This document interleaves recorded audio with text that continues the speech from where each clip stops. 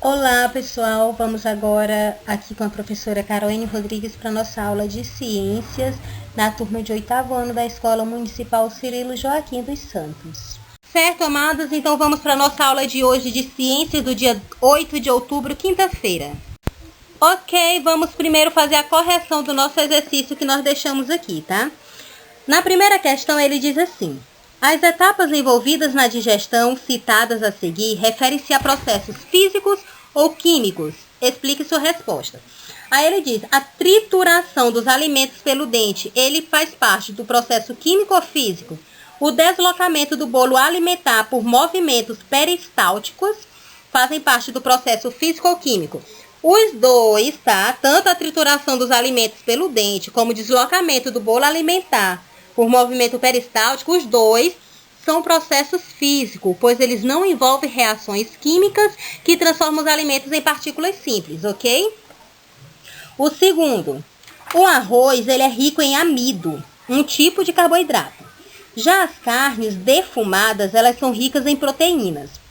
Considerando essa composição, em que parte do sistema digestório ocorre a digestão desses alimentos? O arroz, gente, a digestão do arroz ele inicia na boca, com a ação da amilase, que é presente na nossa saliva, e ele termina no duodeno, pela ação do suco pancreático e entérico. A carne defumada, ela já é digerida no estômago, tá? O arroz, ele começa na boca. A carne defumada, ela é digerida no estômago pela ação da pepsina e no intestino delgado pela ação dos sucos pancreático e entérico, ok? O terceiro, ele diz pra gente observar essa ilustração que tem aí. E na letra A, ele pede para identificar a estrutura assinada. Nessa letra Azinha aí, ele tá mostrando o fígado. Na letra B, ele mostra aí bem miudinho a vesícula biliar. A letra C, ele já mostra o intestino grosso. A letra D é o esôfago, tá? Esse como se fosse um cordãozinho, coisinha aí, ó, o esôfago. A letra E é o estômago.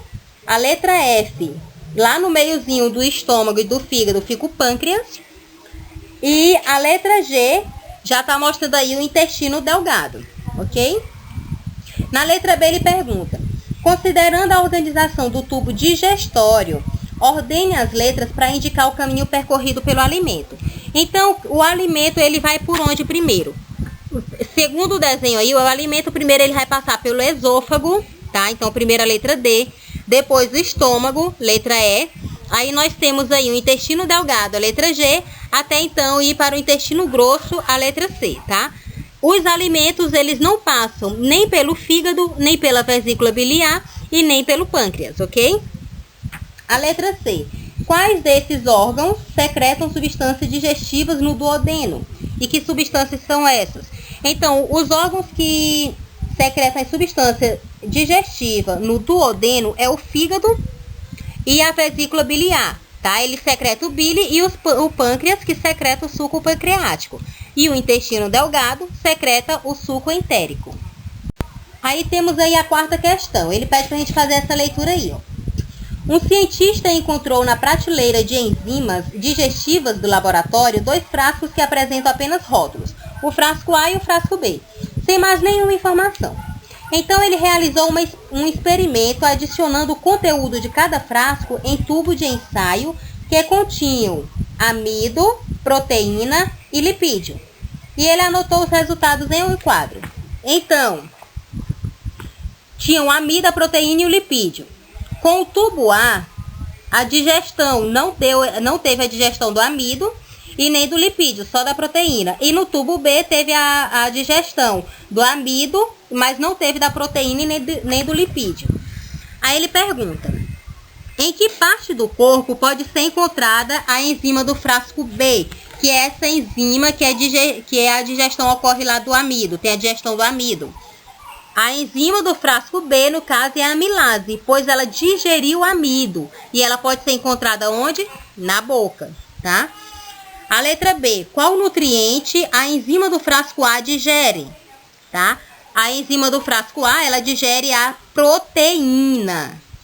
Tá? Digere a proteína. E em quais órgãos do sistema digestório atuam enzimas que agem sobre esse nutriente?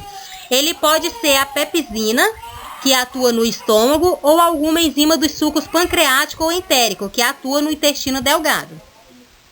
E a letra C, ele pergunta: alguma das enzimas poderiam ser encontradas no intestino grosso?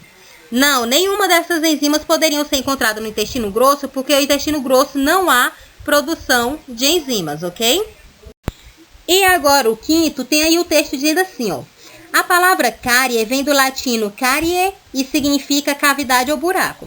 As bactérias naturalmente presentes na boca consomem os restos de carboidratos consumidos durante a alimentação e produzem ácidos que degradam o esmalte dos dentes. Há maior probabilidade de ocorrência de cárie quando a ingestão de carboidrato é mais frequente, tá? Aí ele tem aí dois gráficos.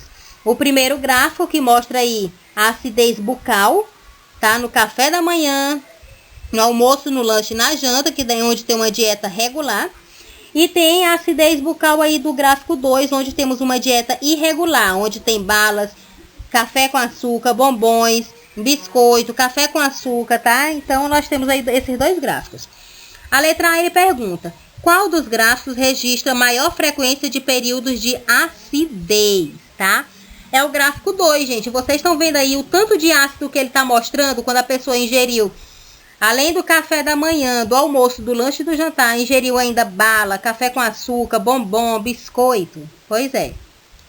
A letra B. Explique por que é importante escovar os dentes e passar o fio dental após as refeições. Gente, a higiene bucal, ela reduz o resto de alimento disponível para as bactérias e assim dificulta o aumento de acidez na boca e a formação de cáries. Por isso a importância de ter essa higiene bucal, de escovar os dentes, de poder estar passando o fio dental, ok?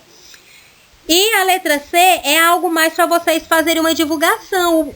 Qual a importância de você poder cuidar, tá? Fazer essa prevenção da cáries, cuidar da sua higiene bucal, ok? Agora, amados, nós vamos falar um pouco sobre o sistema cardiovascular. Nós já estamos na unidade 2 do nosso livro. Vamos falar sobre o sistema cardiovascular, sistema linfático e imunitário humanos, tá bom? Onde ele vai falar aí um pouco sobre o caminho do sangue. É interessante vocês pegarem na página 36 e 37. Lá mostra os modelos de vidro de parte dos milhares de vasos sanguíneos que compõem o nosso corpo, tá? Esses modelos, eles são recomendados por profissionais da área de saúde para estudo. São modelos de vidros, tá? Aí vocês podem olhar, do corpo humano, tá? São os vasos sanguíneos. Eles aí estão representando, não estou dizendo que são todos os vasos sanguíneos. Eles estão representando os vasos sanguíneos do corpo humano. Tem a imagem do corpo humano todinho e tem a outra que vai mais assim do pescoço para a cabeça, mostrando aí, ok? Então, iniciando, gente, falando sobre o sistema cardiovascular. O sistema cardiovascular, ele é responsável pela circulação do sangue no organismo. E ele inclui, além do sangue, os vasos sanguíneos e também o coração.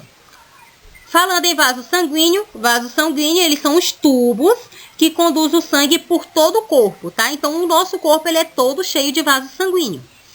O sangue, o que é o sangue? O sangue é um fluido de cor avermelhada, constituído por elementos sólidos e uma parte líquida denominada plasma, tá? O sangue, ele é o responsável pelo transporte de materiais para o nosso organismo. Ele distribui os nutrientes. Quando a gente come alguma coisa e faz a digestão, ele distribui o nutriente, distribui o gás oxigênio que vai ser absorvido nos pulmões para toda a célula do nosso corpo. E ele também transporta o gás carbônico e excretas produzido no metabolismo celular para os órgãos responsáveis para a nossa eliminação, tá? E nós temos aí o coração. O coração, ele é o órgão que impulsiona o sangue e o mantém circulando por todo o corpo, tá? O sangue circula por todo o nosso corpo aí também, porque o nosso coração vai impulsionando isso. Ok? Até aí, né? Continuando falando sobre o sistema cardiovascular, nós vamos falar um pouco aqui sobre os vasos sanguíneos. Os vasos sanguíneos, eles formam uma rede de tubo de paredes elásticas que conduz o sangue pelo corpo. Existem 3 tipos de vasos sanguíneos: as artérias, as veias e os capilares sanguíneos, tá? Vamos falar sobre as artérias. As artérias, elas levam sangue do nosso coração para os tecidos do corpo, tá? Então, não troquem aí, porque o próximo que nós vamos estudar, ele é ao contrário. Ele vai do corpo, do tecido do corpo para o coração. A artéria, ela leva o sangue do coração para o tecido do corpo. Como que é a parede das artérias? É uma parede grossa e elástica, formada por musculatura não estriada. E esse tipo de parede dele, permite com que as artérias suportem a elevada pressão do sangue que é bombeado pelo coração e contribui também para que elas se contraiam e relaxem a cada batimento cardíaco, ok? A maioria das artérias, elas transportam sangue rico em gás oxigênio, com exceção de quem? Das artérias pulmonares. As artérias pulmonares, elas não transportam gás oxigênio, elas transportam gás carbônico, tá? Só as artérias pulmonares, elas transportam gás carbônico. Todas as outras artérias transportam gás oxigênio. Vamos ver agora as veias. As veias, elas transportam sangue do tecido do corpo para o coração. Tá vendo? Já é o contrário das artérias. A artéria leva sangue do coração para o tecido do corpo. As veias é do tecido do corpo para o coração. As veias, elas são formadas por musculatura não estriada. Ela tem o diâmetro dela menor do que das artérias e as paredes dela também são mais finas do que as paredes das artérias, tá? As veiazinhas maiores, essas veias mais ou menos estilas que nós temos na perna, elas têm válvula no interior dela que impede o refluxo de sangue. Ou seja, ela garante que haja uma circulação em um sentido único no nosso corpo, tá? Após a passagem do sangue, as válvulas, elas se fecham, impedindo que o sangue retorne e vai garantir aí que o sangue ele siga o trajeto dele direto para o coração, entendeu? Então, vai levando do tecido do corpo até chegar no coração normal. Ok até aí, né? Certo, vamos para o próximo. Continuando falando sobre as veias, a maioria das veias, elas transportam sangue rico em gás carbônico, com exceção de uma veia, as veias pulmonares, tá? Elas transportam sangue rico em oxigênio, que vai dos pulmões para o coração, tá bom? Então, as veias pulmonares, elas transportam gás oxigênio e todas as outras veias transportam gás carbônico. Agora vamos falar sobre os capilares sanguíneos. Eles são vasos com diâmetro muito menor do que a artéria e do que as veias. E eles também são dotados de uma parede constituída apenas por uma camada de células, tá bom? Os capilares sanguíneos, eles levam sangue com nutriente para a célula do tecido e recebem os resíduos eliminados por elas, onde forma aí uma rede de comunicação entre as artérias e as veias. Agora vamos para o nosso exercício, tá, gente? O primeiro, vocês podem estar respondendo esses exercícios, gente, desde lá do início da unidade, tá? Desde a página 36, vocês já podem estar dando uma olhadinha para responder os exercícios. Então, como os modelos de vidro, aqueles lá da página 36 e 37, como os modelos de vidro facilitam a pesquisa sobre o sistema cardiovascular?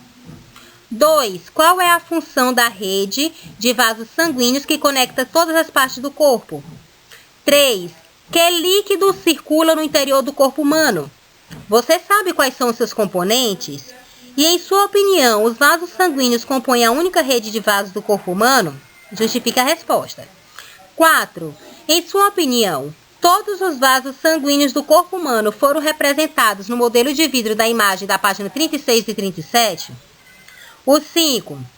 O que é o sangue e qual sua importância?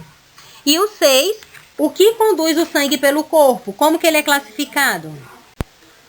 Ok, amados, então leiam direitinho todo o conteúdo, tá? Com atenção, da página 36 até a página 39 e respondam aí os nossos exercícios.